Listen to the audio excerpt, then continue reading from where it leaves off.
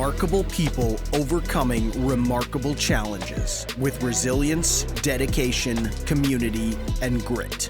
Listen as they share their stories of overcoming adversity. Open your eyes to what is genuinely possible for all of us. Authentic Adversity with host Chris Howe. Welcome back to another episode of the Authentic Adversity podcast. If you like the content, please like, comment, and share.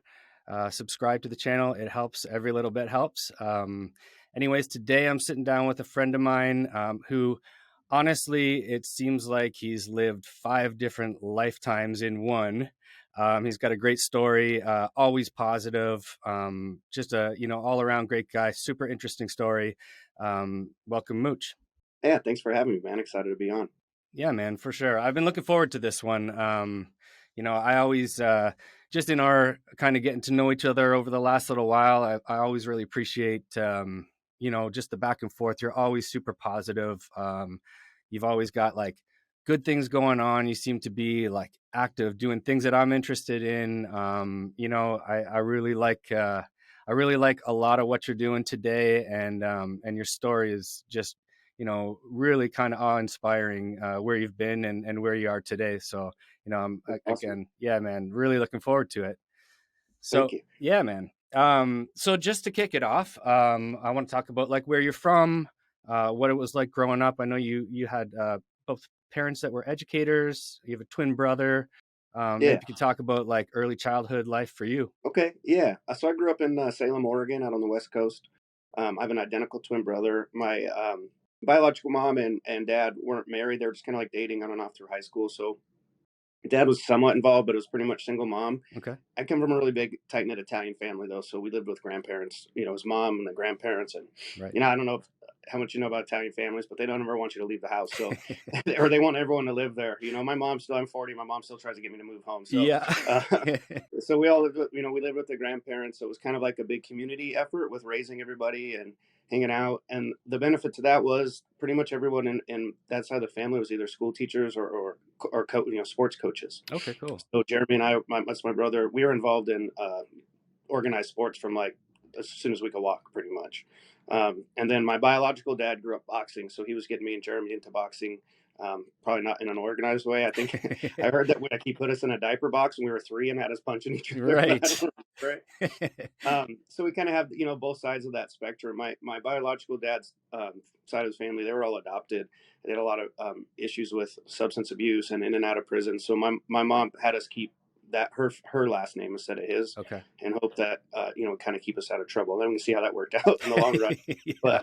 But at the time, she just wanted to give us a fair shake and give us a good chance. So we grew up, pretty privileged, man. I'm a middle class family, through educators, pretty decent neighborhood. I went all the way up through graduate school. So we were pretty educated, and we were pretty lucky with the way we were raised. We had an amazing family, man, and to this day, super supportive. Anytime I've been arrested or in trouble, instead of yelling at me, the first thing they did was support us and try and get us out of jail, and then they'd yell at me. Sure. But it's kind of something that I think a lot of us do now too as adults, right? Like if my friend's wrong, I'm going to back him in the moment, and I'll tell him he's wrong later. And a lot of that I learned from my family, and just kind of how we grew up. Okay, cool. So then, if your family, they were coaches and that sort of thing, then you were big into sports as well, like teen years where you I think you were wrestling, right?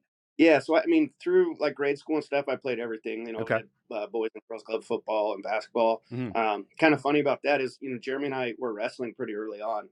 So when we went out for football, they had a lightweight and a heavyweight division. Well, I'm not a very big dude, but I was used to cutting weight, so I cut weight to weigh in. And so me and my little brother we were on the lightweight division of football, but we were the biggest dudes on the team. So we thought we were great at football. Yeah. And then we get him in junior high school, and we just start getting crushed. Right. But once we got into junior high and high school, you kind of have to narrow it down to 1 or 2 sports, and so we just wrestled the whole time. Okay. I did get do some boxing and get into some boxing, but I never, MMA wasn't really big back then yet. Mm-hmm.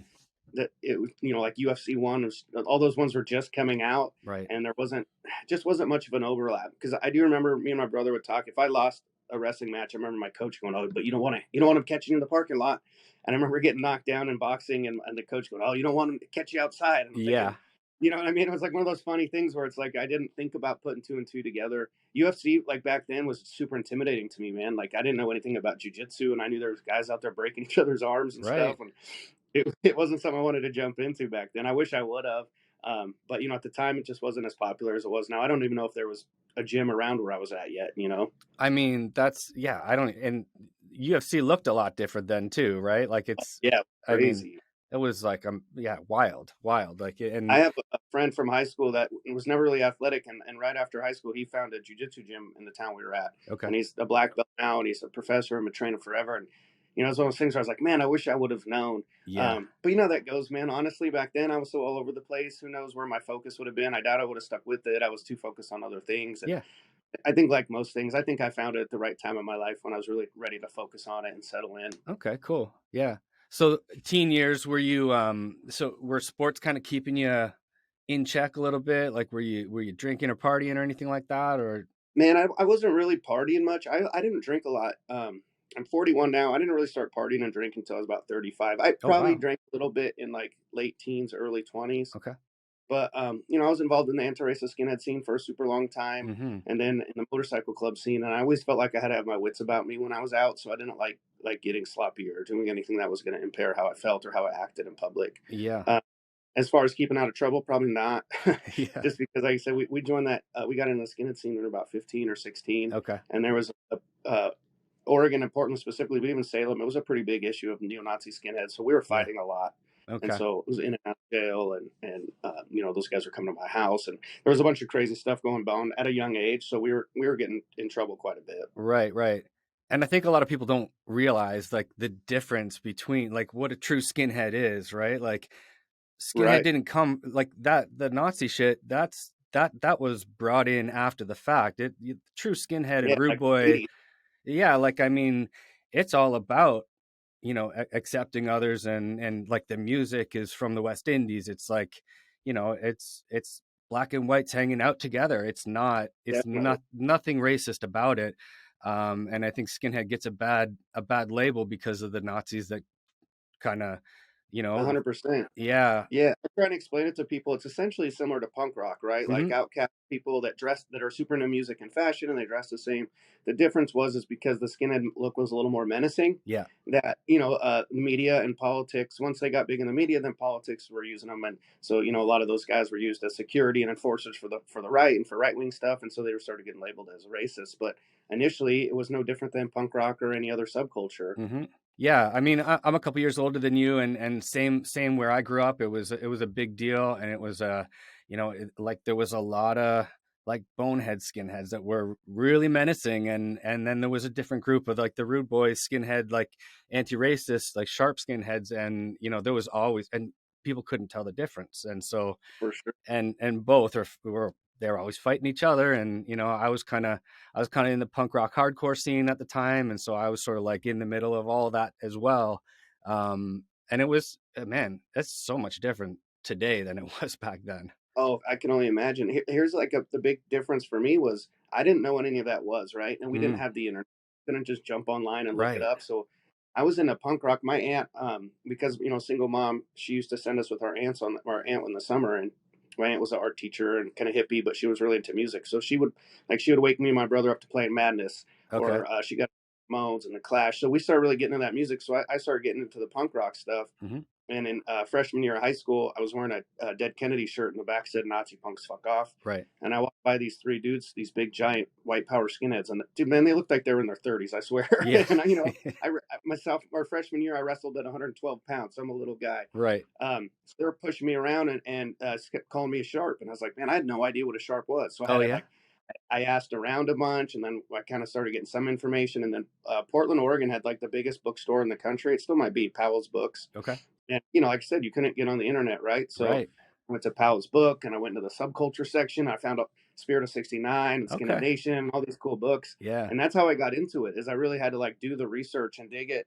But it was really because they singled me out first. You know, I was Right. like, well, they're going to keep calling me a sharp, then I want to see what it is. And then it really aligned with how I grew up and my culture. You know, Hmm. my family was very anti-racist. Yep. me and my twin brother went to a country high school or junior high for a little bit. And I remember my grandpa sitting me down, and he had his black friend come over that he used to coach with, that made sure, because we were going to this country place, that we weren't going to, believe in racism and follow racism. So our family was very, very open to stuff like that. So it just really aligned with my values anyways. Cool. And although, like I said, they were teachers and stuff, we had a pretty working class background. So all of that stuff really just aligned with my beliefs. So we jumped in head first. Yeah, for sure. So were you part of a group then? Like, yeah, we were in a pretty well-known crew on the West Coast called the Rose City Bovver Boys. Okay. They started in '95, and when I first found them, I was like 16, so they wouldn't let us join yet.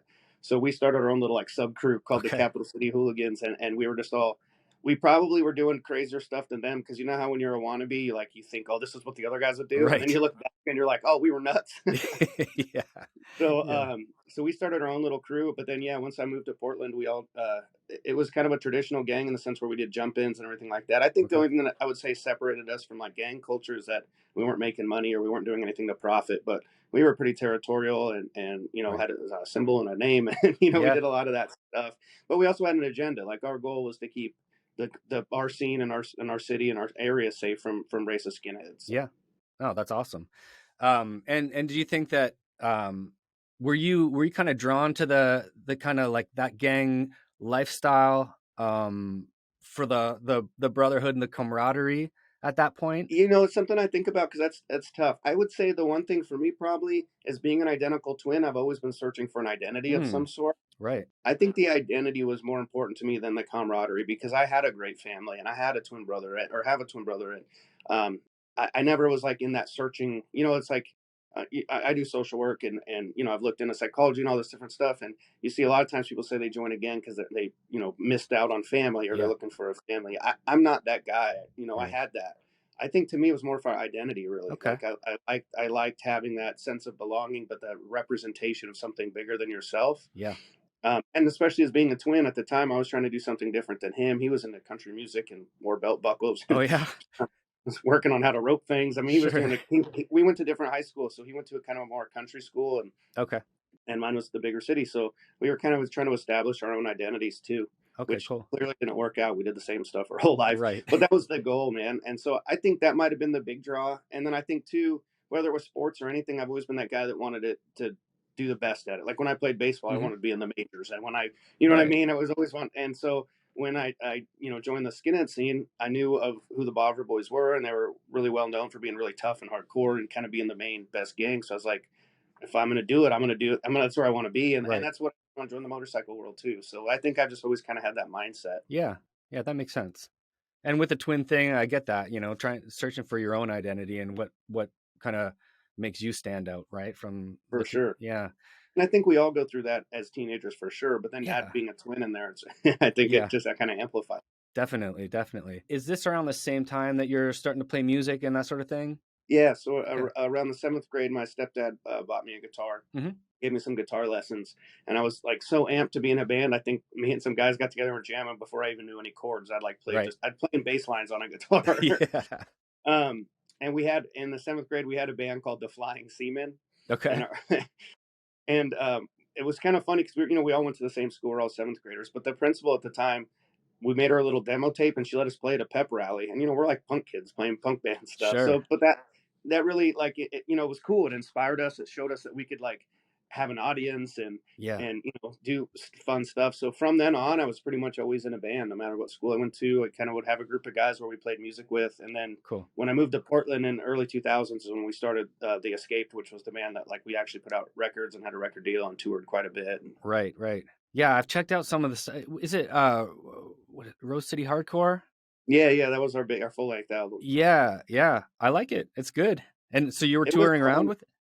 Yeah, we did about almost four years on the road. Cool. So, we did an EP on Rodent Popsicle Records, which was the guys from Toxic Narcotic out of Boston. So they were helping us tour a lot. And we got really close to a lot of Boston bands like the Unseen and even early Dropkick Murphys. And so we're friends with a lot of those guys from back then. Oh yeah, cool. Yeah, super cool, man. And that's the cool thing about the music scene or any scene now as you're older, right? Is the networking fact and just staying in touch with people. Yeah. And then So we did that, and then we put out that one on Blackout Records, and then our last one was on TKO Records. And so each one of those labels put us on tour with bands from their label. So we got to meet a ton of cool people. Like we played CBGB's, we played Gilman Street, we played Los Angeles, East Los Angeles. We did a couple Warped Tour spots. Like I was telling you off air, we did a Canadian tour with a band up there called the Wednesday Night Heroes that were relatively big at the time. So man, those shows were great. Yeah. So yeah, I mean, we just had a lot of fun. We were, guys in our early 20s. Most of us were single, and we just piled into a van and drove around the country. That's a life, man. And times were easier then. We could live off $5 a day, Right. But it was amazing. I mean, you imagine fresh out of high school being in a van with other kids your age and just traveling around. It was great. Yeah, for sure. For sure. That's awesome. I mean, what an experience, right? Yeah, it was so cool. And like I said, I met people there. I think I'm that guy that kind of has a gift of staying in touch with people, because I'll reach out. I want to stay in touch. Right. But I really met some amazing people that are still friends to this day. And to me, that was probably one of the biggest takeaways, Yeah, absolutely. I think that like playing in bands and touring together and like getting to play with different bands every night, and you're all collectively doing the same thing, but you're doing it collectively. And I think that kind of just like, it's hard not to forge friendships through something like that. Definitely. You know what I mean? You go and like you said, you're like late teens, early 20s, touring around America and Canada. Like, those are the days. Like, that's amazing. For sure. And it was a lot tougher than it probably is now. So again, like we were talking about earlier, it's pre-internet. So like if I wanted to book a show in New York, I had to go to Kinko's and make a flyer and get a demo and put a press kit out. So you had a lot of communication with other bands in other areas, right? Like writing letters and phone calls. And so you really built, I think, probably more bonds than just getting online and, posting a flyer. And the other big thing was you had to get on a record label if you wanted your album in record stores or available. You couldn't just post it online like you can now. Mm-hmm. So in order to do that, you had to tour. So it's like, it was that catch-22 of, you could stay at home and hope you get noticed, or you could work really hard and be gone all the time. And, we were a punk band. So it's not like we were great. So we just worked really hard. Yeah. And that's what we got in return, is we got these record deals because we were persistent and we were always touring. Yeah. The record label said, hey, we already see you already have fan base in other states because we were touring. So I think that was a really good takeaway too, with jiu-jitsu or anything else, but it just really showed that if you want to get there, you got to put in the work. Yeah, definitely. Yeah, that's very cool. And I mean, those days of like, flyering a city and like, just like, praying that people are going to show to you, that's a culture that kids out have no idea. They'll never know about anymore. Right. It's just so simple now and so easy. Bro, we traveled with mixtapes, like cassette tapes, different playlists that we'd make on cassette tapes. And we had, once MapQuest came out, we'd make a binder of MapQuest, but we had, a bunch of just road maps. And no one had cell phones. So if you got lost, you had to pull over and find a payphone to call a promoter and see where you were going. And it was just such a different time. And I'm not saying it was a better time, but like we were saying, I think relationships were forged more tightly because you're going through some crazy stuff together, right? Definitely. Like you're literally navigating the country with other kids. For sure. And so you definitely build a really cool bond doing stuff like that. I mean, and that's like a lot of things. I'm even with the combat sports and that sort of thing, you build a different bond because you're going through those true like hardships and the things that that require real grit and real persistence and that sort of thing. And it's a different bond than just buddy that I've known for my whole life, right? It's different, right? Yeah, I mean, experience adversity together, and going through something together really makes, like you said, it creates a better bond, a stronger bond. Yeah definitely. It's a shared experience, but it's like it's not definitely necessarily a pleasant experience, so it's memorable. Right. Not a lot of people that have done that with you. So that's like, it brings it to a different level. Yeah. And you do it together. You get through it together. And that's real special, I think. Definitely. Yeah, man. This episode of the Authentic Adversity podcast is brought to you and sponsored by Another Road Drug and Alcohol Treatment Center. Another Road offers a client-centered recovery program tailored to every individual's circumstances. Their focus is to create a supportive, healing environment rather than a rigid, rule-based institution. Their dedicated commitment upholds the individual values respecting each person's desire for recovery. Another Road understands that every individual requires a unique and focused approach to their recovery. Certain modalities of treatment are introduced along with the tools necessary for each client. Located in a rural setting, their addiction treatment center for all genders provides the perfect setting for a transformative recovery experience and sense of belonging. The private residential treatment facility offers an unparalleled program with counselors that have in-depth knowledge based on varying years of experience in addiction. Another Road utilizes unique individual focused plans for recovery that address the complexities of drug addiction, alcoholism, and prescription medication misuse. They have a 65% success rate when clients follow their program. I know many people who have completed this program, and they have absolutely rave reviews. To learn more, visit anotherroad.ca. So once you're finished touring with the band, where does life go from there? So the band broke up 2004-ish or so, and really it kind of got to the point where I'm very critical of myself, and I'm always in my own head. And man, I started thinking like we had some good friends in the scene, but I kept thinking, do people like us just because of who we are, or is our music good? And I was just getting really burnt out. Like we were on the road a lot. We all lived together and toured together since we kind of had to share money and everything. And I think I was just really burnt out, and I was ready to kind of step away and take a break. And around this time, I was also kind of taking a step away from the gang too. Mm-hmm. And we had some pretty big beef with this crew called DMS, and we had beat up Madball when they were in Portland. And so there was, again, pre-internet, right? Because back then, if you're on tour and you have a beef with someone now, they'll just put it out, and you're probably gonna have a hard time everywhere you go, right? Right.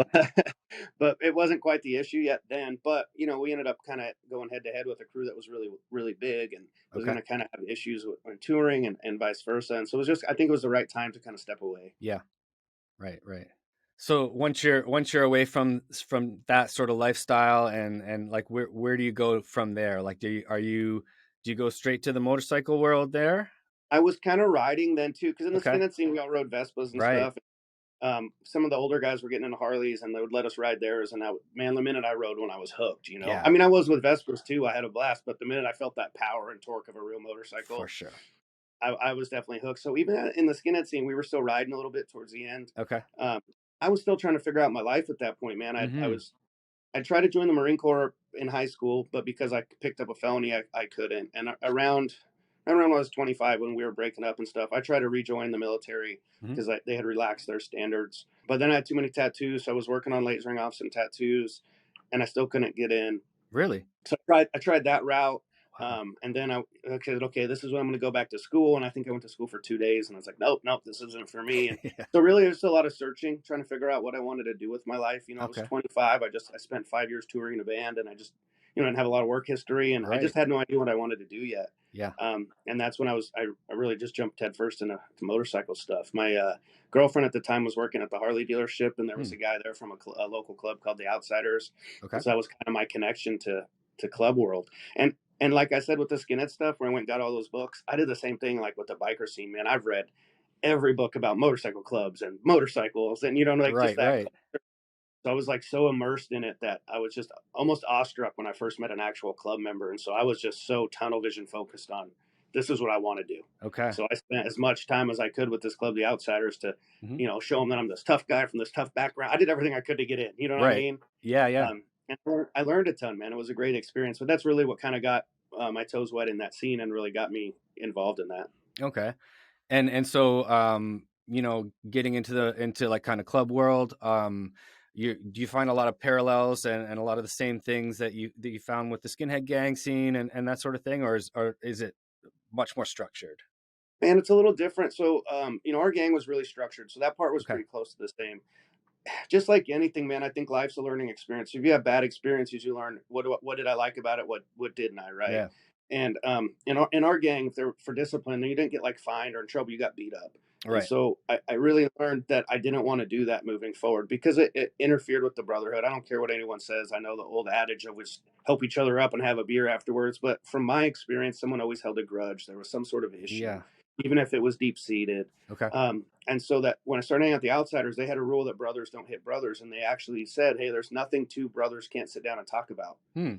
That really resonated with me, man. That was the one thing that really drew me into that scene. And actually the clubs I was in after that had those same rules. Right. So learning that was huge. Some of the structure and stuff was pretty close to the same for me. Okay. I would say the one really big kind of paradigm shift was, in the skinhead scene, if anyone remotely said something racist, we're fighting. Right. And the biker scene has a lot of older mentalities and old school thinking, and just shock value stuff too. Right. So coming to terms with what was acceptable and what wasn't to me. Okay. That was probably the hardest challenge of getting involved in that, for sure. Yeah.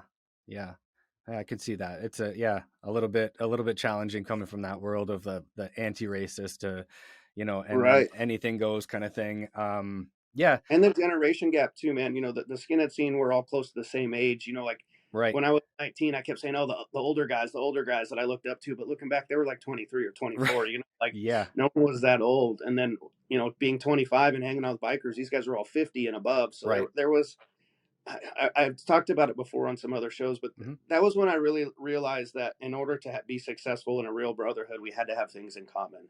Because I like the Outsiders. They were great, and I have nothing negative to say about them. But I remember sitting around looking around the clubhouse thinking, man, if it wasn't for this club or Harleys in general, I don't have anything in common with these guys. Like, these aren't guys I would call over to barbecue or go to a concert with. Hey, have you heard this new record? And so that took me quite a while to understand. Okay. But that was a big thing too. That ended up being a big takeaway for me as well. Right. Yeah. So they're your club brothers, but outside of that, what do you have? Right. Like. Right. And then, and as going through the club scene after 15 years, I noticed, what chapters felt the tightest, and when did I really feel the brotherhood? And it was when we had those shared same interests, because that was the guy, like, hey, let's grab a movie, or hey, what are you doing for Christmas? Like those that next level bonding.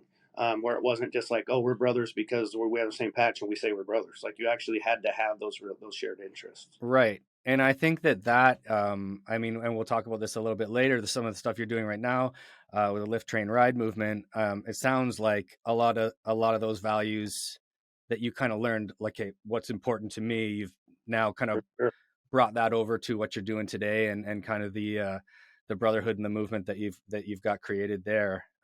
Definitely. It's something we should all be doing, right? Like, in a job or anything, like, as we go through life, shed what we don't like and keep what we like, right? Sure. Like, that whole learning of what's being successful, what makes me feel good, what makes me happy, and what isn't, and doing our best to move forward with the good and leaving the negative behind. And I know it's easier said than done, but I think it's a practice most of us do, whether we realize it or not. Yeah, no, that's very true. And I mean, I think that most people probably do it unintentionally, but to actually be intentional about it, I think is really important, because for sure, in my life, I found that too. Like, there's things that I thought, I thought I liked, I thought I was into, and then I realized 5 years down the road, this really doesn't serve me. And, definitely. I need to ditch that, and, change my opinion, change my attitude, moving forward, and surround myself with, people that are gonna, that I can grow with, and that I can actually have a bond with, not just people that are, into the same thing. And I think that's just part of maturing as an adult too. Yeah, because we don't see that when we're younger. There's half the time you're just worried about your the way the way you present yourself, or the way people look at you, or ego, and there's just so much other stuff going into it. But I definitely agree, being intentional about it moving forward.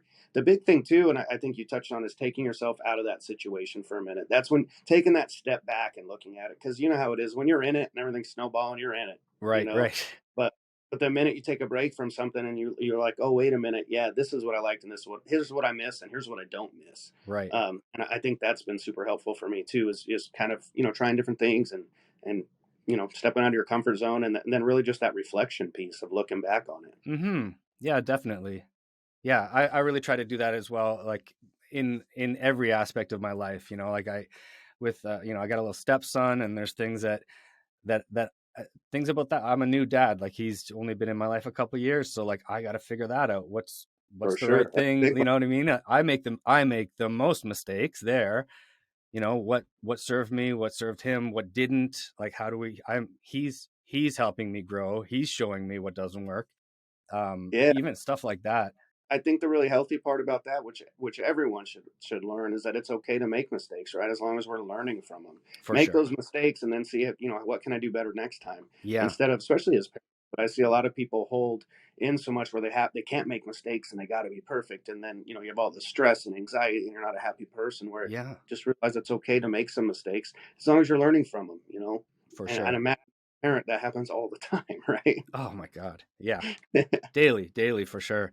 And I mean, I learned that for myself. I come from a past like of, heavy addiction, for probably 17 years until I finally got clean and sober. And, there was a lot of that through those years. And there's still a lot now in recovery. Like, I bet. like what early recovery to now almost 12 years later.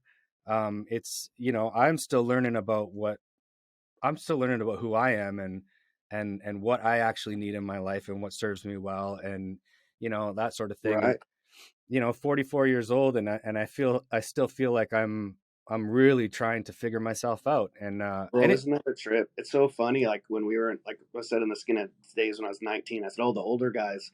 yeah. And, a 40-year-old, I would have thought like, whoa, that dude's old. Well, here I Yeah. am at 40 and I still feel like I'm that 20-year-old most of the time, like, Oh my God. Yeah. like back then you're like, oh yeah, once you're older and you have your shit together, it's like, man, I still don't have my shit together. Like, I don't think we'll ever have it I'm in a together. bad place for sure, but I definitely don't have it all figured out. I don't feel like I'm a overall responsible adult. Yeah. We're still just figuring things out as we go. So it's funny how that whole mind shift switches as you get older for sure. Because now it's like, what's old to me?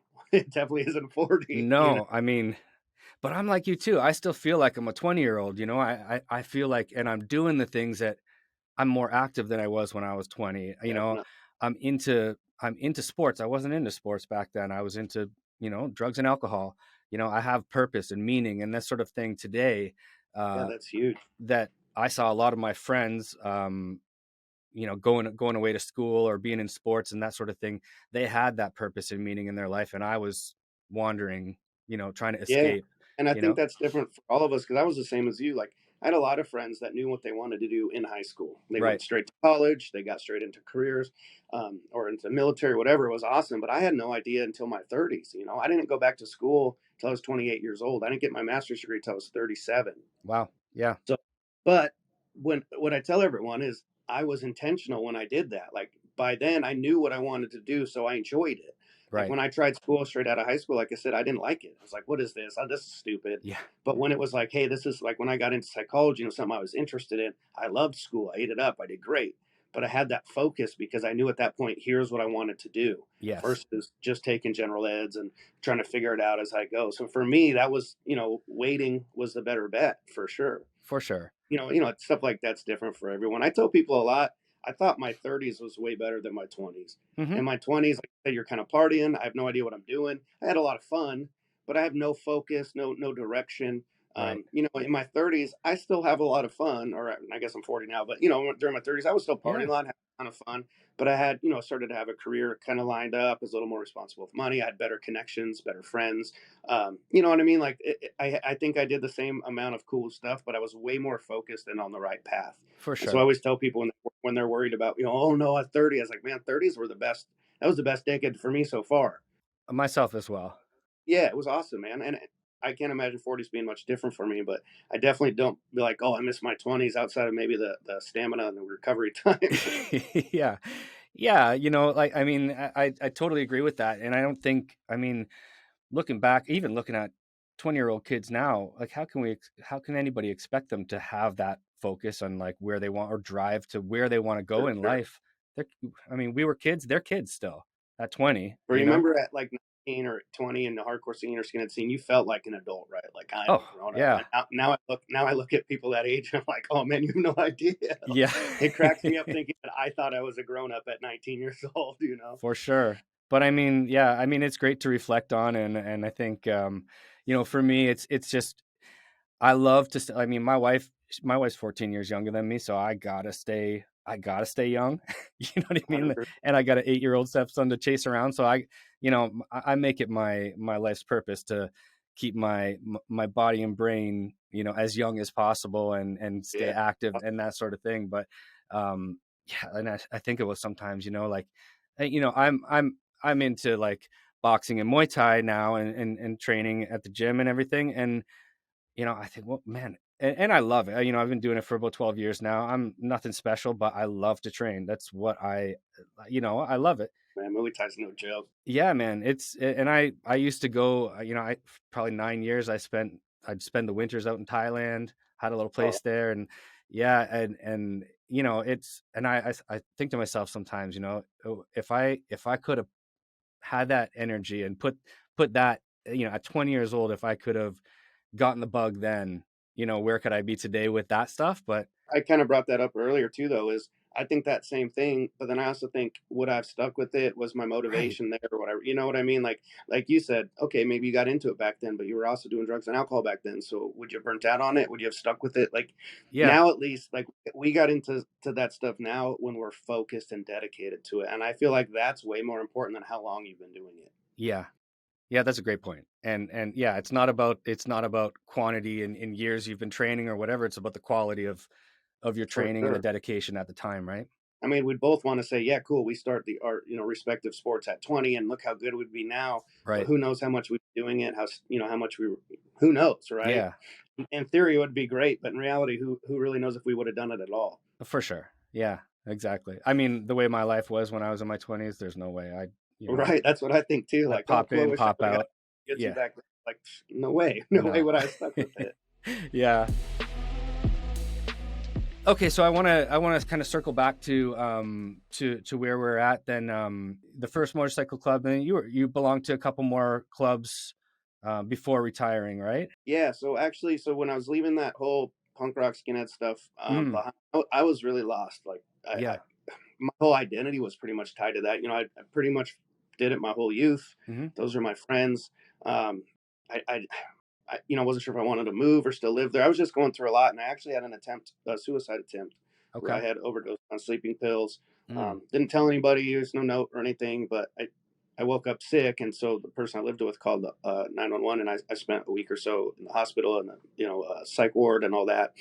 And that's really when it kind of, coming out of that. I obviously it wasn't like overnight, but right. eventually being like, okay, this is kind of my second chance. And I know that might sound cheesy, but it was just kind of No. an awakening of I felt like I needed to have to push the reset button, Okay. and I essentially did. You know, Yeah. up until recently, I never even told people about this because it's one of those. It's kind of a shameful thing, right? And Right. we don't, a lot of times we don't talk about it. But for me, and the reason I bring it up now is because I work with teens, and Yeah. people understand that I have felt that hopeless where I was like, dude, there's no point. What am I going to Hmm. do? So when I came back from that, I really wanted to have a point. I really wanted to have a focus. Um, and some of it was positive and some of it wasn't. But getting riding and the freedom of being on a bike, and then getting the brotherhood from a club, which was similar to what I had in the gang, it Yeah. just kind of refocused me, Okay. And so I jumped in head first. So yeah, I hung out with the outsiders for a little bit, and eventually started prospecting. And like I said, I was in a new scene, and I was young and arrogant. And man, I tried so hard to prove myself to these dudes, Right. and I never really got the opportunity. I remember one time I was taking a leak, and I heard some of the guys fighting, so I came running out like, "This is my chance, man!" And one of the officers in the club was going toe to toe with this younger MMA guy. So I come up and I catch him out the side hatch, right, thinking I got it. Yeah. Man, I was so amped, I didn't look behind me. He had like 6 friends behind me. Oh So shit. next thing you know, I'm looking at my feet. I'm going flying through the air, and I land on a table, and yeah, broken up was no big deal. But here I went from like thinking we're gonna go back to the clubhouse. Everyone's gonna talk how tough I am, and instead Right. they all were calling me Chuck because I got thrown across the room. Yeah. Yeah. And then I think one night at a bar too, a guy from another club was kind of talking crap and was stirring up, and he was directing at me. So I was like, all right, here's my chance. Right. So I go up and I hit him, and he falls down. And there was an older member there with me, and we kind of got into it, and we left. And we got back to clubhouse. He took all the credit for it, and I was in that spot where like, what? I'm the new guy. I can't say that Yeah. didn't happen. So I'm like, man, I keep trying so hard to show these dudes I'm down. Yeah. I never got the opportunity. I mean, looking back now, that stuff's so irrelevant, right? But Right. that's all I knew, man. At that age, I knew that we were well known for violence, and that was kind of my thing. And so I was like, that was my way of proving myself, Yeah. Obviously, what I know now would be a lot different, but back then I was just like, hey, I want to show these guys I'm down, Hmm. and that's what it takes. Right. But I was going through all that life stuff, and I ended up moving to Nevada, so I left the outsiders. They actually let me leave. They called me inactive prospect, so if I moved back, I could pick up where I left off, Okay. and that was really cool of them. Yeah. But they taught me a lot of really cool stuff about the old school values of motorcycle clubs, kind of the traditions and the old rules, and I Right. learned a ton from those guys, man. Cool. But when I moved to Nevada, there was a club there called the Vagos, Hmm. and they were younger guys.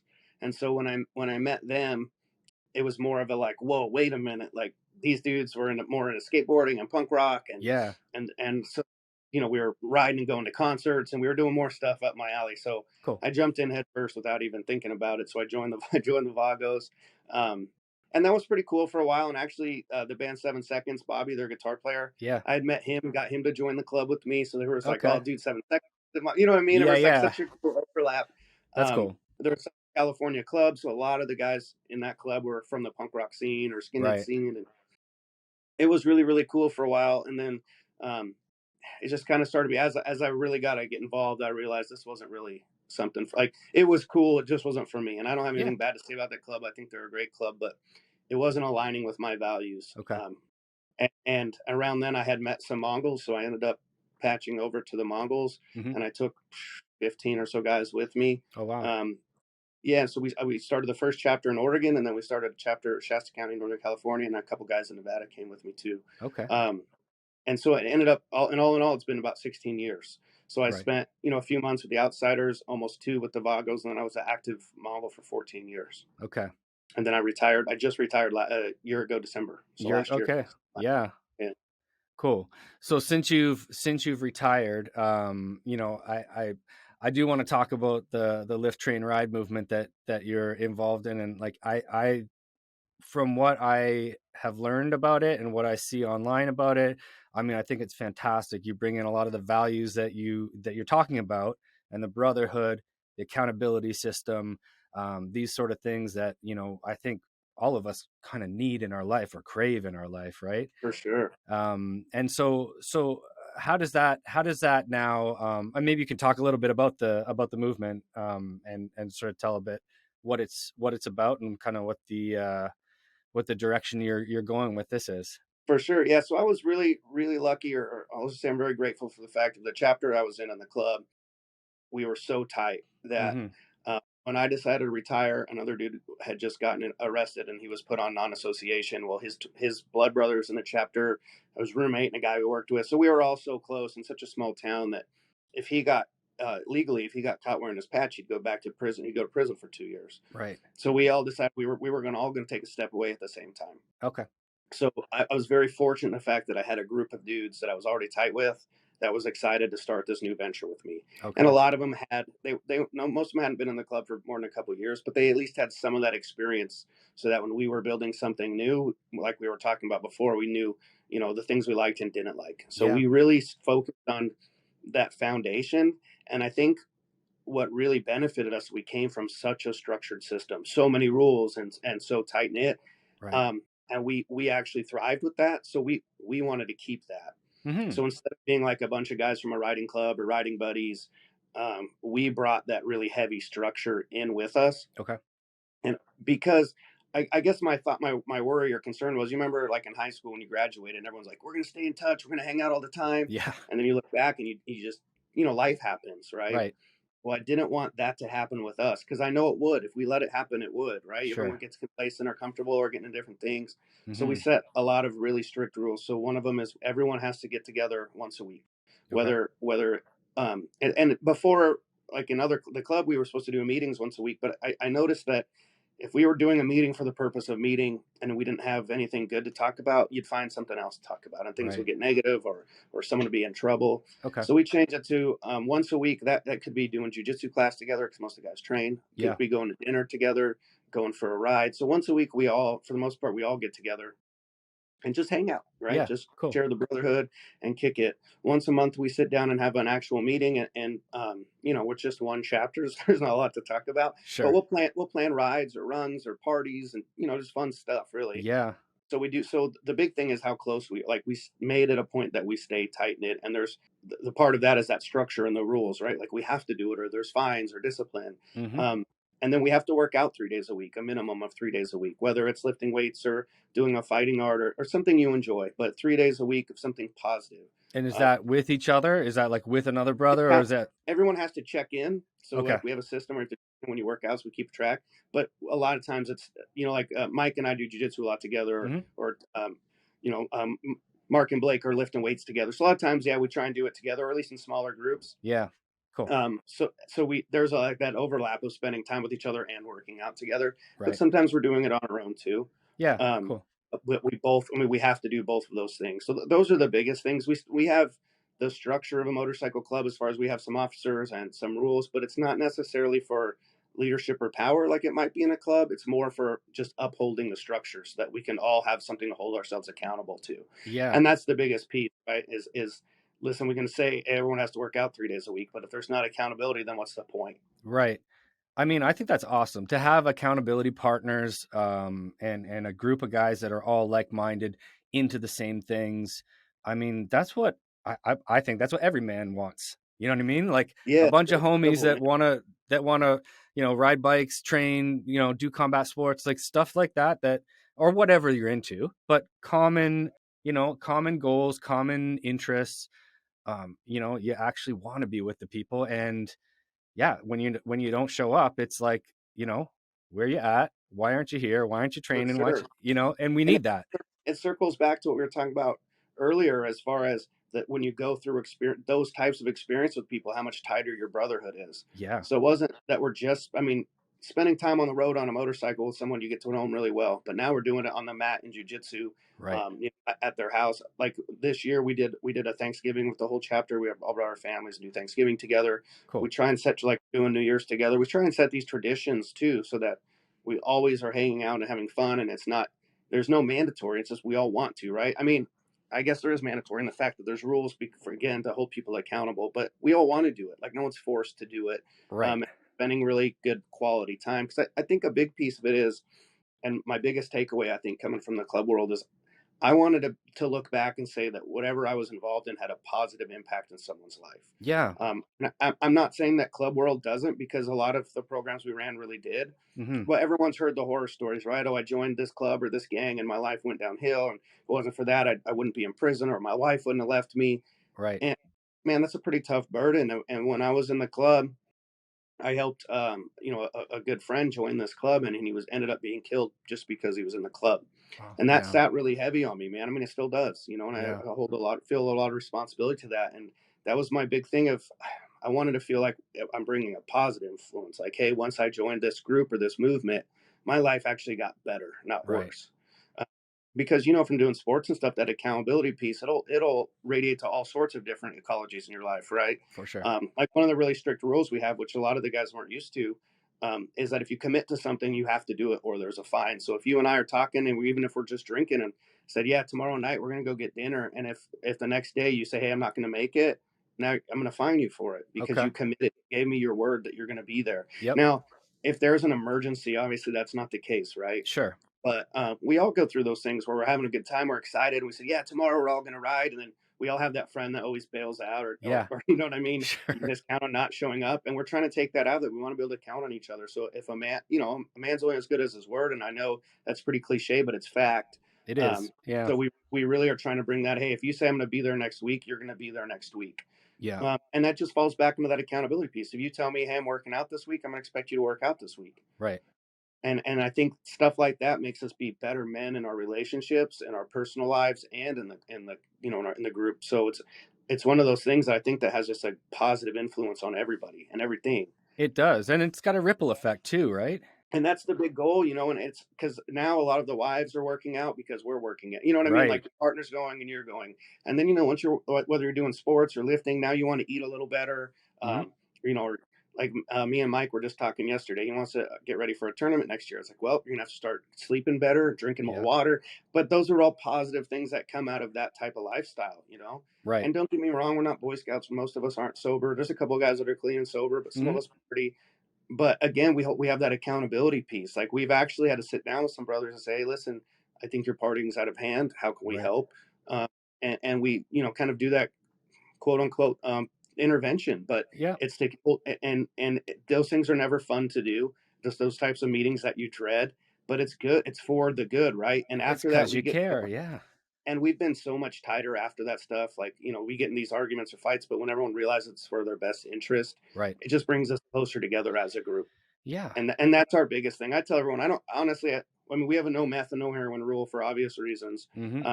But if people want to do other stuff, we just say, hey, I don't care. But here's the caveat to that is, if you start missing work, or you're missing your workouts, or it's having a negative impact in your life, then we're going to cut it out. Yep. But if you can do it, on some weekends, or even I don't care, even if you do it every weekend, but it doesn't interfere with your life, then to me, I don't see it as any different than anything else. But if it does, you have us to step in and say, okay, dude, this is out of time to scale it back. We all need friends like that. We all Yeah, need friends that will call us on our bullshit, right? Like, exactly. And yeah, I mean, yeah, I love that about it. You know, to me, that having that accountability and that person that I know that, okay, my shit, if I don't keep my shit tight, somebody's going to step in. I mean, it's it's teaching me not to let my shit slip, right? For one, and B, that I know that maybe if I don't see it when things are slipping, I got, 10 guys behind me that are going to actually call me on it and do something about and it that's before the it big gets, part. yeah. I saw from the club world, a lot of people would come in that didn't party or were clean and sober and would start drinking or partying a little bit or doing this and that. Yeah. And it ended up ruining their life or their club career or whatever, because they would go so heavy into it. And everyone else was doing it. And, oh, hey, we're all outlaws, so there's no rules. And there really wasn't anyone to step in and say, well, hold on, dude, like, this is impacting you in a way that I don't like seeing. I don't like seeing how this is hurting your life, or I don't like seeing you and your lady fighting when you don't need to, or getting fired. Right. We take that level now that we will step in. We will step in and say, hey, man, this is having a negative impact, and we're here to help. I love that. Yeah, that's amazing. It's been cool. And it's not, hey, we're going to kick you out for it. It's how can we help you? Right. As it should be. And I think that's the biggest part. And you know how it is. If you feel like you're letting down people you're tight with, that's an extra motivator to get your shit together. At least it 100%. Is for me. Yeah. And so I think that's played a big role too, as I've seen it in the guy's face when they realize, oh man, it's not just me. I'm hurting other people by doing this. Yeah. It really motivates you to tighten it up. 100%. Yeah. It's been really cool. And then on top of that, we're all men with egos, right? And competition. So if I'm working out and you're working out, we're going to see who can get bigger. Or if we're both doing jujitsu, like me and Mike go at each other hard at jujitsu because we're both homies doing it, right? Like, and in a respectful way, but you know what I'm saying. But it's been positive, because now if Mike misses a class, I'm gonna say, hey man, I've been training 4 days this week. Where were you? Right. And then, oh, I better go. Versus if it was just me going on my own. So there's so many cool things that come out of it. Because we're all doing it, like no one wants to be the skinniest guy, no one wants to be the fattest guy. We're all like who looks better and who fights better, but not in a like going out and getting in trouble, just in a positive, like fun way. Right. It's all constructive and it's all positive and all headed in the right direction. And I think another big thing that I think I don't talk about a lot, but has been a huge impact, is how hard our group tries to keep everyone out of trouble. Like we have specific rules where you can't be sloppy drunk when we're all out together. If you want to do that, we'll do it at home. Okay. You have to leave the bar by midnight, like, because nothing really good happens after that. True. We stay, we're on the buddy system, and we, normally if you're like out on the bike, you're not supposed to be out by yourself for the most part. But we have these things that we took from the club, and these were rules we had in the chapter in the club too. But these things we took that are actually to protect everybody and keep everybody safe. Sure. As we look at these things, what drives these behaviors, and why are people getting arrested? And a lot of the time it's because I made a bad decision at the bar late at night, or I might be sober, but some drunk guy made a bad decision. Yeah. So we're trying to. I'm not saying we're not going to go to bars. So then if we are, let's limit the opportunities we have for issues. Yeah. So we run a pretty tight security protocol that hopefully people look and say, okay, I'm not even going to try it in the first place. All right. Sure. And then on the flip side of that too is really instilled this, treat people how you want to be treated. So we're actually very polite when we're in public, and how it is for guys like us, and you're covered in tattoos, it's going to go one or another way. But usually when people all of a sudden see you smiling and laughing, it kind of chills everything out. And it goes from, man, those guys look scary, to, man, those guys were cool. And I would much rather it be those who were cool than anything else. For sure. Honestly, I think that people that have a lot of tattoos or that look a certain way, I think that we have like almost an obligation to be friendly, to smile, to prove people wrong, to prove that 80-year-old woman, that's looking at me sideways. I want to hold the door open for her and tell her to have a wonderful day, because I want her to say, wow, that he looks like that, but he acts like this. Maybe there's something to that, right? And it's such a good feeling too, right? When you do that. That was my biggest thing when we wore a patch, is we'd show up and everyone would go, oh shit, these guys are here, the Mongols are here. But when we left, they'd always go, man, those were the coolest guys. They were the nicest group of guys. Like, I wouldn't mess with them, but they were great. Yeah. That's the thing that always gave me that like motivation to keep going, is because I loved that part of it. I love that they do better than to mess with them, but they're welcome here anytime. They're respectful, they're polite, they're not bullying anybody. Because a lot of people miss in this biker scene is all these places are no patches are allowed, or clubs aren't allowed, because there's so many people. And I wouldn't even put on any specific club. There's so many people that put a patch on and think it makes them tough, and they go around bullying people and don't touch me and watch where you're walking, and then they're getting in fights. Well, if you keep doing that, I mean, that's up to you. You want to do it, cool. If you keep doing that, how many friends are you going to have, and how many people are going to let you? How many plate bars are going to let you keep coming in and coming back? And you also got to think how many of those people might even be sitting on your jury one day, right? But if you are building your community in a positive way, you have so many more doors open. Mm-hmm. You know, you're welcome at so many more places, and all of a sudden you might have allies where you didn't think you did, and you know, if there is an issue, you might have people that even step in and help, you know, calm it down. So there's just so many more positives to being a polite and friendly person than trying to be a tough guy. For sure. And especially if you're stereotyped to be one way, change some people's minds. You know, Definitely. It's great. It's a great, like you said, it's a great feeling to know that, you know, you walked into a place, they didn't know if they wanted you in there, and then you walk out and you're welcome back anytime. That's fantastic. It's so right? cool, man. And I like hearing that. You know how rumor stuff or whatever you hear back. I always love hearing like, oh man, I met Mooch and he was really cool. It was way different I expected. He was really nice. That's the type of stuff that motivates me. I can care less at my age if people think I'm tough or not. When I was younger, I cared, right? Now, whatever. You know what I mean? I'm not that tough. I'll be straightforward. I don't like fighting. It hurts. I'm over it. I'd rather just hang out and have a good time. So, you know, it's just funny how that kind of shifts too. But it's just a lot cooler. You know, I'd rather be remembered at the end of the day as a good person than, oh, yeah, that guy was a scary tough guy. 100%. 100%. Okay, so how long ago was it then that you had the spinal surgery? I think it's just over 3 years. 3 years? And what exactly happened there? Well, so I was having just a lot of different pain issues and stuff that I really just thought was related to training. I guess, you know, being close to 40 and training, I just figured I was giving my body a hard time. And so I was going to a bunch of different chiropractors back and forth, and sometimes it would help, and sometimes it didn't. And towards the end, it was getting so bad that I couldn't really move my right arm. And any way I did was like really, really painful. So I wasn't sleeping. And I finally caved in and went and saw a doctor.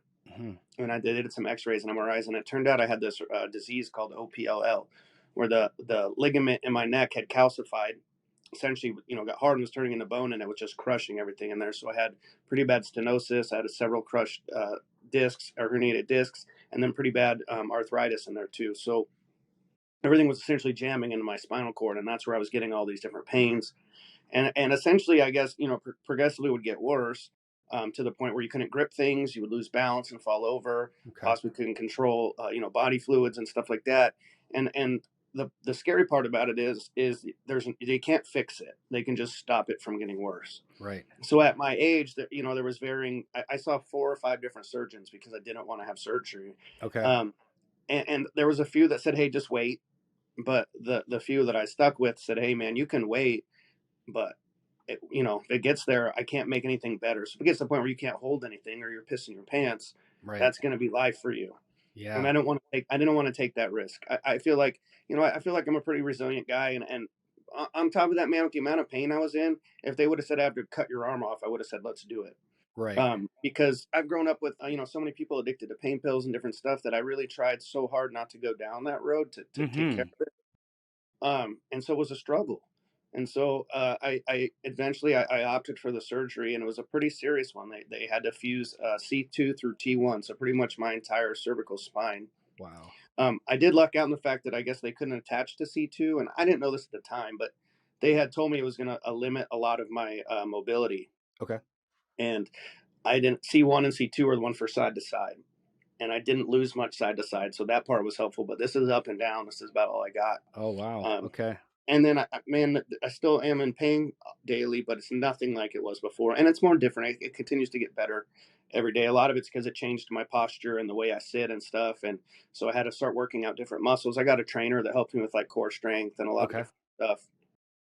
Yeah. So that was super helpful. And then, you know, I just kind of work through it, and then it just keeps getting better. The more, I think for me, it's the more active I stay, the better it stays. Right. And then I take a lot of breaks, man. I'm thankful enough that I kind of work from home on and off. And so, you know, I'll lay on the heating pad, I'll stand up and stretch. Like I have to be pretty cognizant of like my body posture, or if I'm riding the bike, how long I'm riding and stuff like that. But I'm able to work around it for sure. And I think I'm better off with it than I was before it. So. Yeah, well, 100%. I think the surgery was the right call.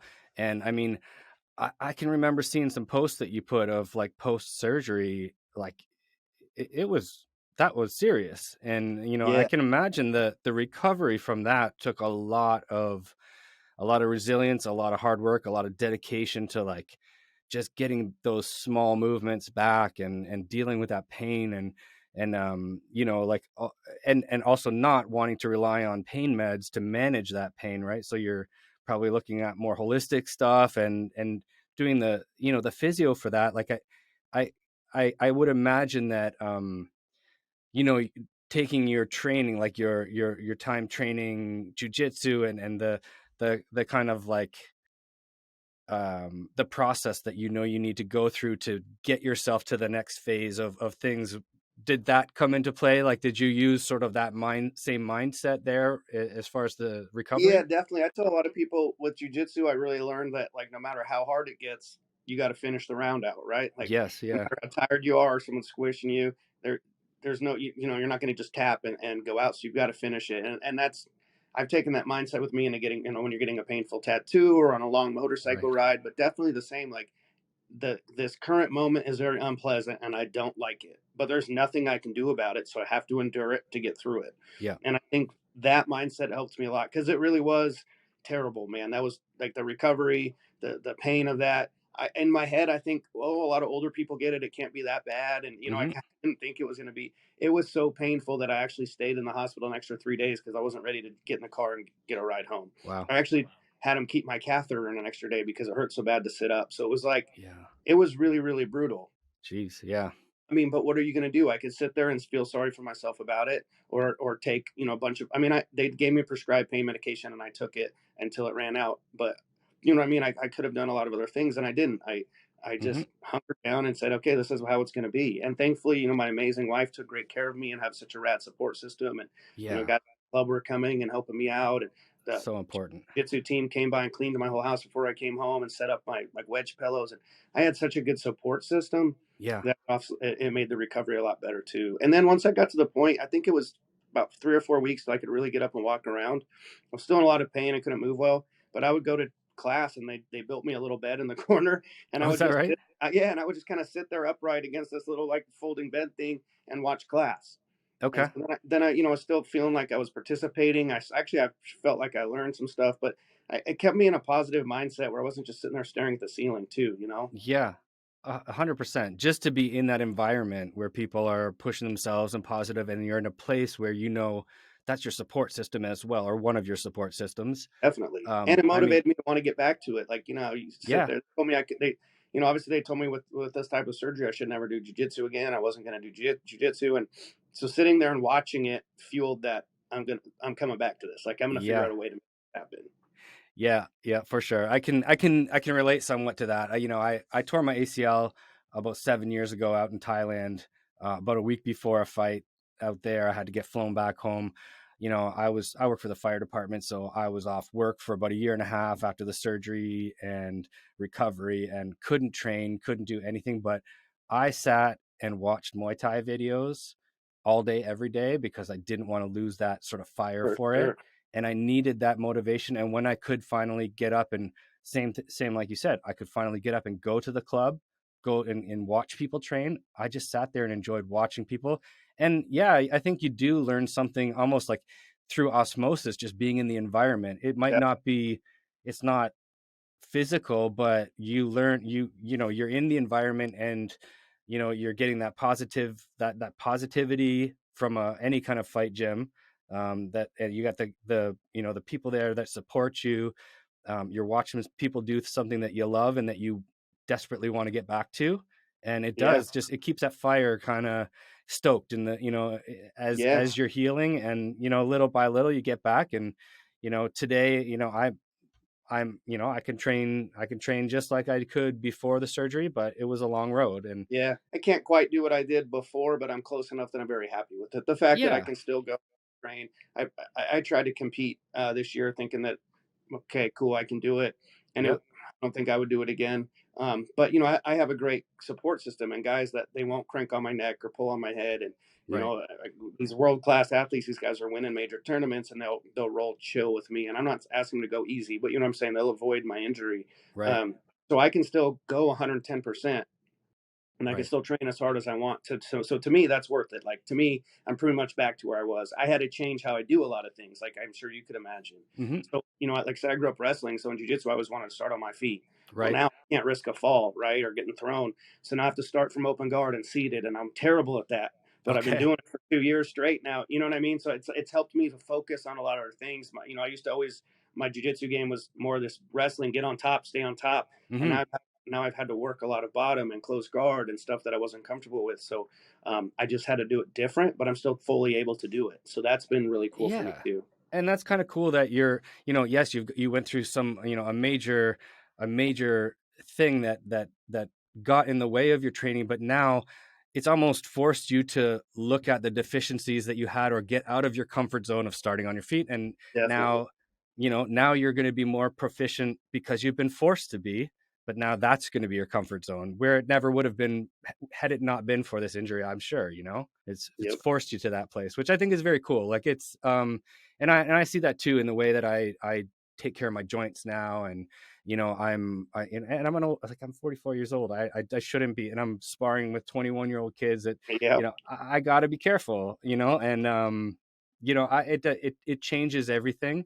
An injury like that can be so, yes, it's brutal at the time and it sucks to go through the recovery, but you come out so much more, so much better equipped, I think, mentally for that thing that you love, right? There was a ton of positives about it. Obviously I'd love to never have to do it again. Mm-hmm.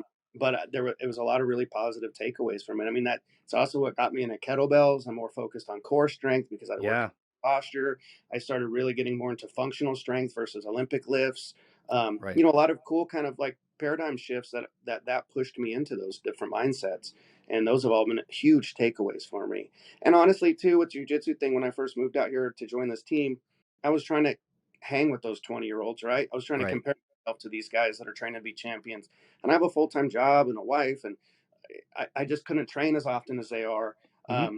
And so then it was starting to not be very fun because I felt like I was letting myself down. I was letting the team down. Mm-hmm. And in between, I'm getting ready for competitions, and now I go for fun. And so I enjoy every single class. Like, I've never left there bummed out or in a bad mood, because for me now, I'm going to stay in shape and be social with my friends. Like, I'm that guy down there now that I'm going to BS with you while we're rolling. I'm going to make jokes in the corner. You know what I mean? Like, I legit love being there. It's like my social time with my crew, where before it was almost turning into a job.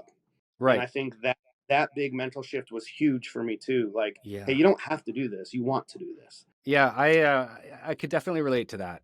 I spent a lot of years just beating myself up over why I couldn't hang with the younger guys, why I couldn't progress, why I was losing fights, and it was this like, and I ended up going to train almost to like in this like vengeful way, not because like this is the thing that I love again. And I've had to, and it's same with me. I've had to shift my whole mindset around it and realize that I'm not a competitor. I'm a practitioner. I like to train, and I like to work out, and I like to have fun, and hopefully I like the people I'm training with, and most likely and that changes everything, man. It That's does. definitely, I think that's the great part, is that I'm not a competitor and practitioner. Like, I'm here to learn and hang out and have fun. And that's not saying you can't still compete, right? If you want to challenge yourself from time to time, cool. Sure. But it's just changing the expectations you have for yourself. Yeah, it's been a tough one. And my wife is so she's just recently gotten really into jiu-jitsu and wrestling. She's fighting MMA now. She doesn't lose. Like, this girl just does not lose. She's a tank. I mean, she's amazing. She's like sparring with girls in the UFC and giving them a go even. And it's been a really challenging but exciting thing for me to be a part of, because like I said, she's 30, right? And and she's still in her prime, and she's really enjoying it. But she's a mother, she's a tattoo artist, we own a shop together. Like, she's a full-time person, but doing this also and just excelling at everything. And that's awesome. It's really cool to be a part of. For a while, I've been guilty of getting, I have envy towards my wife, as she's excelling at fighting. When your wife is excelling at fighting and you keep losing, it's like it's hard for the ego, right? Like, it's that or growing up, especially in our area, you grow up and there's like all these expectations on the man, and the man's the tough guy. And you and I are in that overlap where, to me, awesome. I think it's great, but there, it's that overlap now of, there's a lot more women doing the same sports and the same things, and there's some badass women out there doing all this cool stuff, and it's awesome, and we love it. But when it first happens, I'm sure it's a hard thing to wrap your mind around, right? Like, I'm supposed to be the tough one in this relationship. I'm supposed to be the protector, and all of a sudden, you got your chick who's kicking just as much ass, if not more. More. And once you comprehend it and go through it, it's incredible, right? But just that, I think anyone have that initial reaction of kind of an ego bruise, so to speak, right? Well, wait a minute, she's doing better at this than I am. It was a real tough pill to swallow, and like it was that's exactly what it was.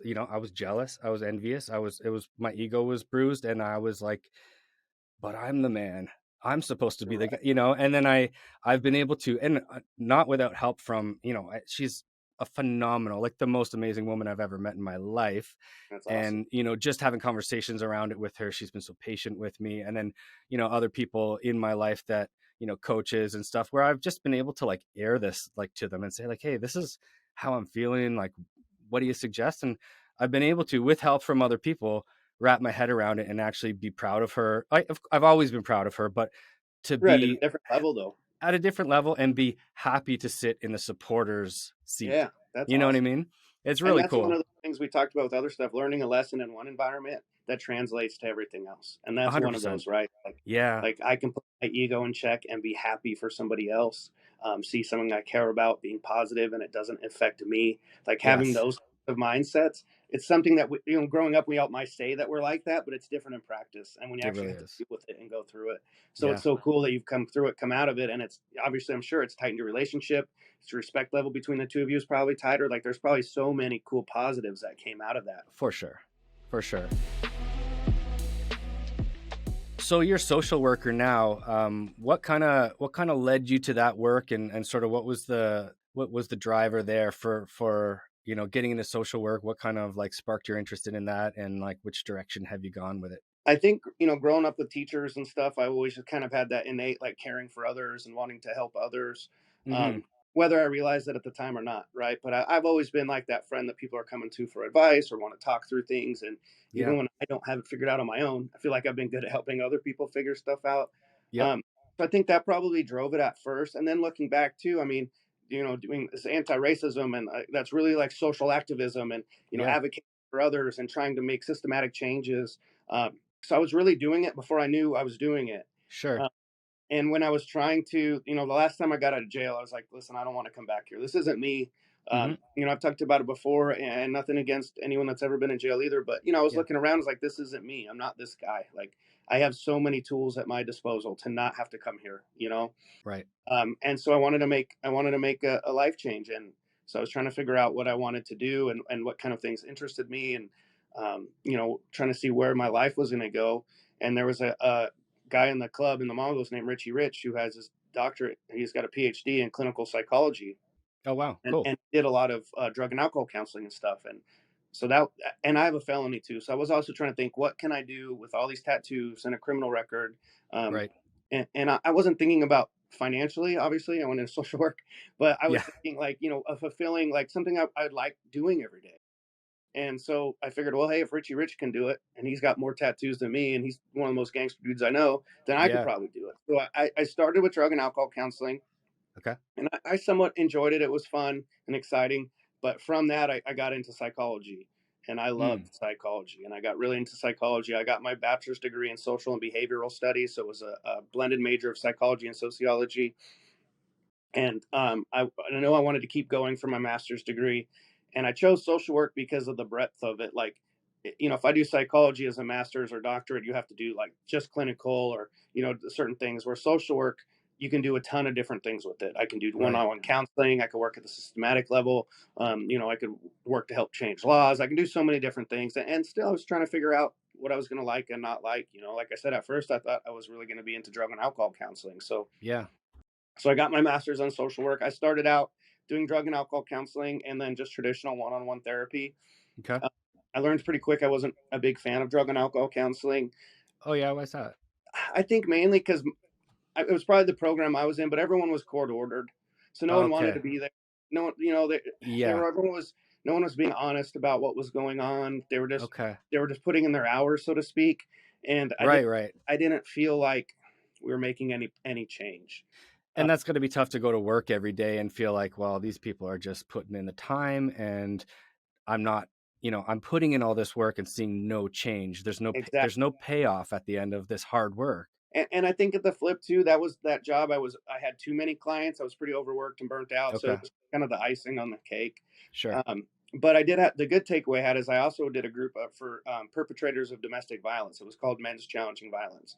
Okay. And they were also court ordered, but I did see huge change. And it Really? really motivated me in this field. And I mean, that's something I believe in anyways. And something we just kind of talked about too. But, I think for lack of a better term is that feminist perspective, but it's really teaching a human being, treating a human being as an equal and Yeah. recognizing their strengths regardless of what gender they are. Sure. And knowing that whether it's a woman or a man or who, you don't have control over another person. Right. And you see a lot of times growing up that this is learned behavior and people don't even understand that it's okay or not okay because hey, I saw my parents do it and this is what I Right. saw. And even culturally it was a big thing, right? Mm-hmm. So I think changing that shift was huge, man. And that's one of those things where I really started to have that feel good, like I'm making progress. I remember one of my first sessions or two, I think most of the guys thought I was in the group, right? And Okay. Yeah. a guy was talking about not letting his wife wear short skirts when she leaves the house. And he's like, you know what I'm talking about, right, bro? And I was like, nah, man, I don't. And I remember watching him being so confused, and then 2 months later, another new guy coming in and a similar thing happened. And that first guy going, nah, man, that's not cool. And that was one of those Really? where I was like, yes, you know what I mean? Like, That's amazing. yeah. And so that's when I really, really got bought into what I do. Okay. And that was a big focus of mine. I'd love to actually get back into that group again or do more counseling like that. But what I Mm-hmm. do now is I'm a clinical supervisor for a group, and we do multi-systemic therapy.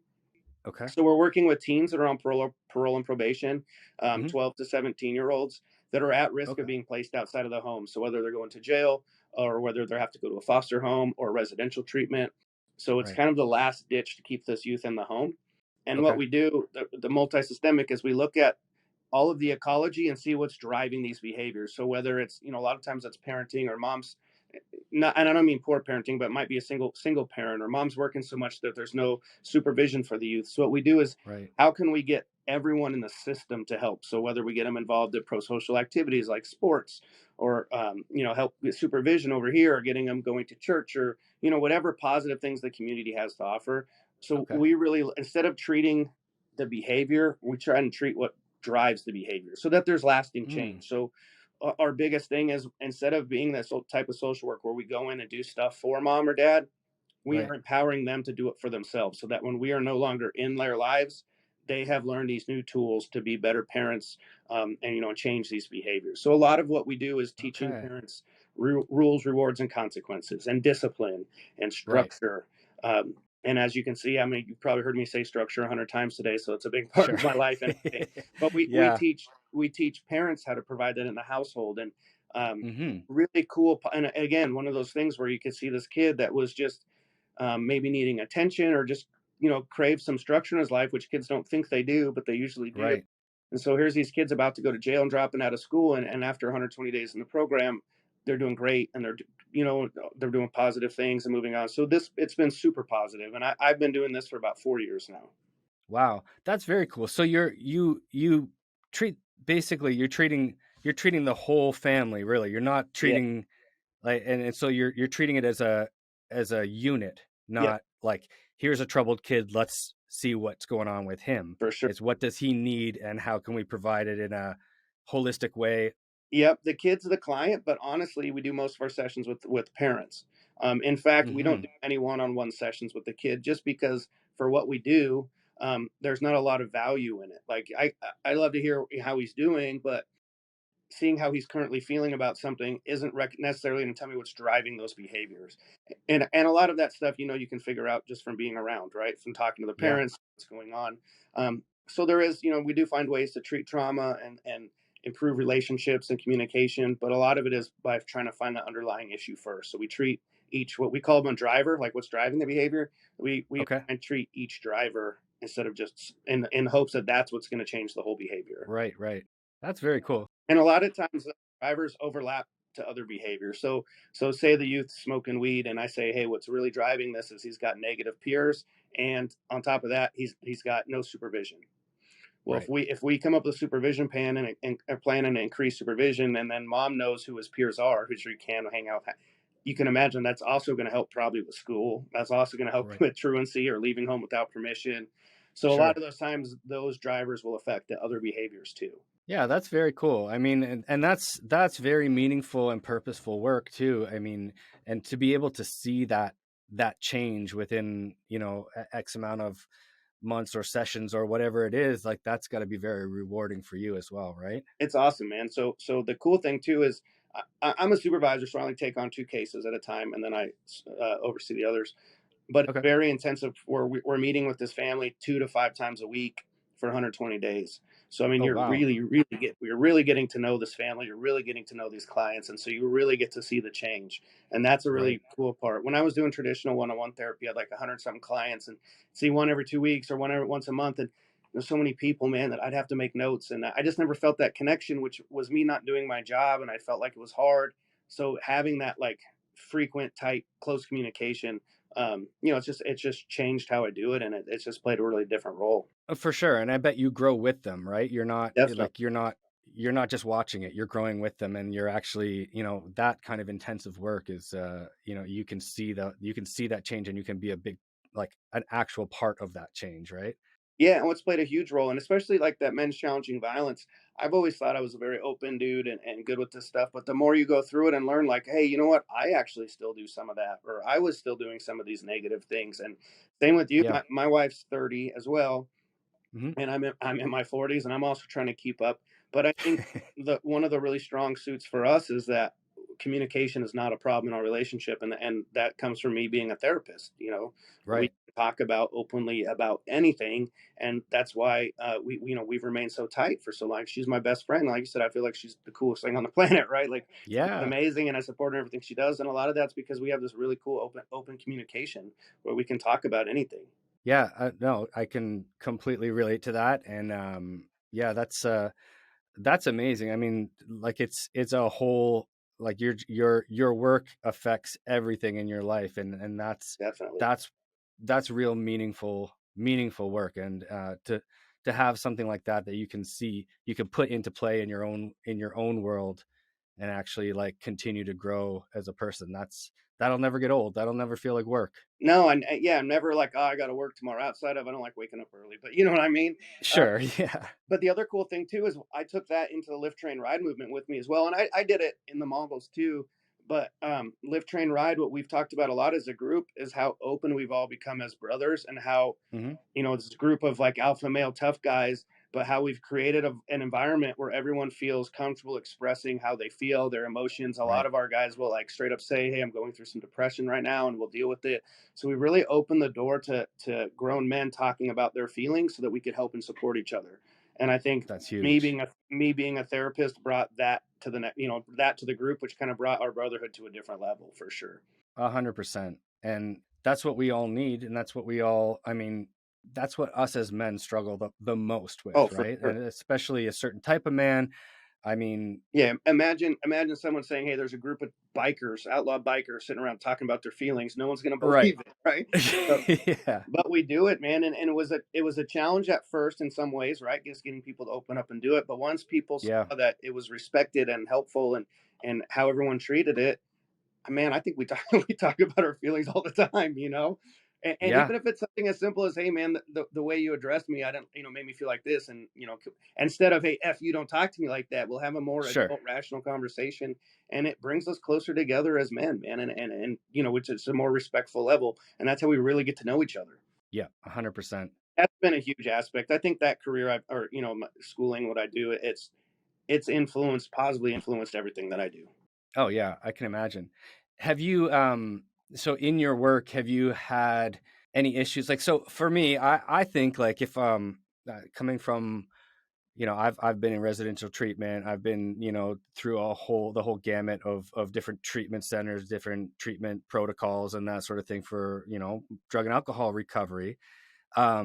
Something that, and now today, like I run like I don't run it, like I facilitate like a Buddhist recovery group. And, I do a lot of one-on-one work with alcoholics and addicts that are struggling. I do a lot of, like I go into the jails and prisons and talk to the guys in there. That's right. And yeah, and I found that, you know, the biggest thing for me going through that stuff, I didn't ever want to listen to somebody who's learned it out of a book and not lived it, right? And so I think going into some of the places where you have to go to, to have these meetings or access these people or whatever, if you look a certain way, if you've, they know you've been through it, they know, you've lived a life.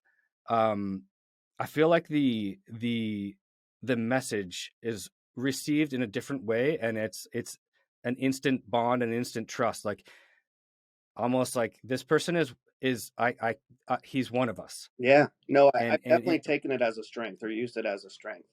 yeah, With therapy, there's that fine line where you're right. A lot of people say, I don't want to listen to you if you haven't been there. But on the flip side, the therapy is about the client and not about me. So I'm never supposed to say, I understand, I've been there. No one should ever know my story, right? I know it's different in drug and alcohol counseling, but yeah, outside of that, no one should know my story. So hmm, having a physical appearance in a way where people can assume that I've been through yeah, there, it's super yeah, is super helpful. And listen, you can tell who's been through it or not, right? So when right, they start talking about it and the way I react. So yeah, I definitely think it's a huge strength taking what I learned coming up and at very least using it as empathy, but more than anything, use it as a point of understanding. Like even if you and I went through the exact same thing, it might have it affected us differently. So of it course, doesn't matter if we've done it or not. Or like right now, I'm working with parents and I don't have kids, sure, but the science behind it shows you this is what's working. So right, I think it's really taking what you've learned and it's how you present it. And I think okay, guys like us have the strength in that side of it, or at least in what we're talking about, that we can right. present it in a way where more people are going to listen. Hmm. Yeah, I agree. I mean, I know that for sure. Even in my line of work with the fire department, like, we go to a lot of calls. We're going to a lot of medical calls and that sort of thing, and we're in a lot of, dope houses, crack houses, and stuff. And these are places that I used to frequent, and now I'm going in as a first responder, and and I could talk to an addict. I'm wearing a uniform, and they see a uniform, but I'm talking his language. And that's the biggest thing in all relationships, is to meet the other person where they're at. The benefit Yeah. is where they're at. Yeah, 100%. I think it's a lived experience is worth so much, whether the person knows it or not, if they can feel it, right? No, and you know what? That's something I talk about a lot. In fact, me and our wife, we don't do gifts like on holidays or stuff because we do so much for each other as far as experience. We try and go on trips or travel together or do things together. And I was just talking to one of my homies about this. Is that to me? I mean, I'm a social worker. Like I said, I didn't do this to make money, but the experience. I think life's all about experiences, and Yeah, experience so much, and I'm so grateful. But I'd rather have that in the bank than cash because of this. sure, We can sit here and talk about, like you're talking about Thailand. I've been in Thailand. I bet we have a ton of cool stuff we could talk about, or sure. our upbringings, or whatever. Just all these cool different things. That's what's always connected me to other people, and it's really brought me joy is experiences more than anything else. Yeah, that's the stuff that really matters. And like you said, it doesn't matter the dollar value that's in your bank. It's what's in your bank of experience, and what can you take with you? What are the stories you take with you and keep with you the whole, the rest of your life? You can't keep Right. the money. It's gonna go, right? Right. So, I mean, we'd all love to have more yeah, of it, right? But that's the thing. So, I mean, it's one of those things where there's never enough. I will say on the flip side, it's normally rich people that say money can't buy you happiness. sure. For anyone that's been poor, it's probably a lot of us. Money stress is a real thing, and it's terrible and it's crushing. So I never try and take that lightly. But I would say if you can find the balance, like right now, I get paid enough where I can get my bills paid and still have some fun, but then Right. I'm also able to live life outside of work. Even like my schedule's good enough where I get to go train, and I get to go on motorcycle rides, and I can take vacations. And to me, that's what that balance is really all about. 100%. Yeah, you make a great point. That's I totally agree with you, and I think that's sort of where I'm at right now as well with with my life. And I'm super grateful to be at that point, because I've been on the other end of the spectrum For where sure. I had nothing. And to be able to have experiences and share experiences with my family, where before I wasn't able to pay my bills. I wasn't able to, because I was paying all my money to dealers and bars. Right. So I definitely an appreciation for the ability to create and experience these things in my life and share them with the people I love. Yeah, I think the appreciation piece is the most important, because once you've seen how bad things have been, you can really appreciate how good you have things now, right? Like, you can be 100%. doing something that everyone else might say is boring and looks terrible, and to you, you're like, well, this is awesome. It's way better than it used. Like, I say for a lot, like, For I'll be sure. laying in bed watching TV with the dogs, being kind of lazy, and people might be like, oh, he's not doing anything. Well, to me, I've been in jail with nothing. I've been away from Right. everybody. You know what I mean? I'm like, right now, I'm surrounded by Yeah. people I love, relaxing with no stress. This is heaven to me, so it's just 100%. having that experience and then being grateful for what you have now. Yeah, I love that, man. I love that. So to kind of wrap things up, what's next for you, do you think? What's like kind of on the horizon for you? Man, so last month I signed a book deal with a pretty good publisher. And so I've been working really hard on this book, and that's kind of been my big Oh, wow. focus. It's been super cool because, like the stuff we're talking about today, it's really caused me a chance to kind of relive my youth, going back and rethinking all these different times and stuff I did. Yeah. Man, it's been really, really cool. It's also like our family's always stayed tight, and I talk to my mom every single day. But it's also increased communication with family members and old friends, and it's been Cool. such a positive and awesome experience. So that's my biggest excitement right now. I know the publisher is really pushing to have it come out between spring and summer, so I mean pretty soon. So we're working really Oh, hard, wow. and it's not one of those things I'm expecting to make money off of, but I'm hoping to share my story. That's the biggest thing, right? Yeah. Honestly, and that's so important for people to, that's why I do the Yeah, podcast. And, I'm sure that's why you do your channel as well, right? To share your story, to share other people's stories, share experiences with people who might be able to relate or might need to hear something and that's, then the cool a thing piece is, of hope. and then I meet you, I meet new friends, I get to do cool stuff. Like, all of a sudden now we have connections where if I'm in your area, you're and I, we're gonna hang out, we're gonna do stuff together. And Right. and to me, that's the rewarding takeaway, is making new connections, positive connections. People with similar interests, and so having a book come out like that, imagine the amount of people are gonna say, "Hey, man, I've done something similar," or "Hey, that's a lot in common." And I'm that guy Yep. that I don't have a huge social media following, but enough where it keeps me busy. And I Hmm. reply to everyone that messages me because of that. I would want to be like that too, right? If I showed some vulnerability and reached out to a stranger, I would want that Yeah. reply back. So I've made it a point to do that, so that I spend a lot of time with that. And then like you said, I started a YouTube channel. I'm not 100% sure where I'm going with it, but Okay. I guess my goal for it always was, I want to tell my story through this channel. And then I Hmm. do want to interview people, but the people I interview are someone that was somehow affected, connected to one of my stories. So, like, I spoke with Right. Mike from Lift Train Ride. I did one with our old singer to my old band. I'd like Yep. to do some with people who we've crossed paths along the road or whatever. But it still is going to Right. be tied to my story. And that's why I don't do it every week or anything. So I'm just trying to, I have a cool story to tell. Instead of just Hmm. me telling it, I'd like to bring someone else in and hear their perspective and how, For uh, sure. so that's kind of what I'm doing. I've done some of the motorcycle like protocol stuff, and I think that's fun Yep. and I enjoy it. But my real vision for it is more telling my story and the people that have, are the people I've met along the way in that story. Yeah, I really like that too. And to hear, because you have your idea of the way the stories went, you have your story, but it's really cool to hear somebody else's version of that story that was there next to you, right? Because Definitely. And that's, sometimes it's different. I honestly, my initial goal is for have my twin brother to do the podcast with me.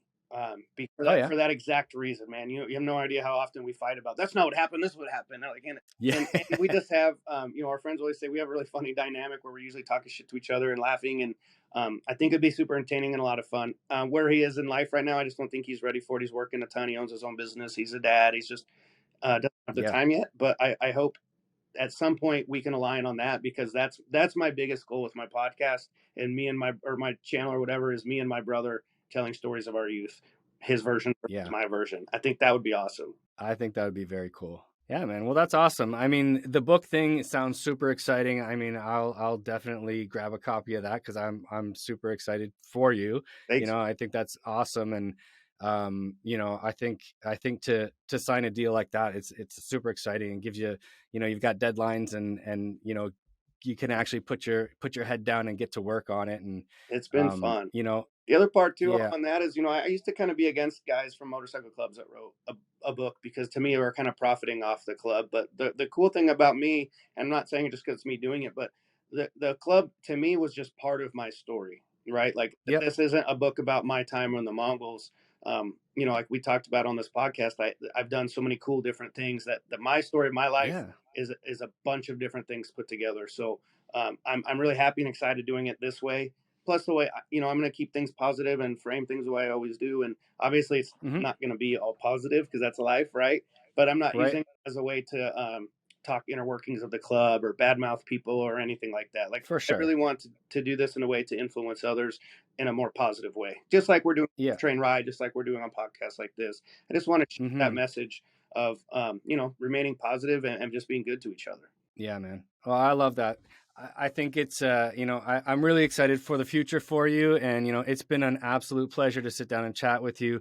It's been a pleasure to get to know you over the last 6-8 months, however long it's been. You know, I look forward to seeing what's next for you. And, you know, we'll take a ride out to Illinois sometime when the weather gets nice. But my wife and I will definitely ride out and check you out there. But, you know, before we go, did you want to drop your social media handles and where people can find you on YouTube? I mean, I'll put it in the show notes, but for sure. My Instagram is just OG_Mooch, or I think it's 2 underscores, OG__Mooch.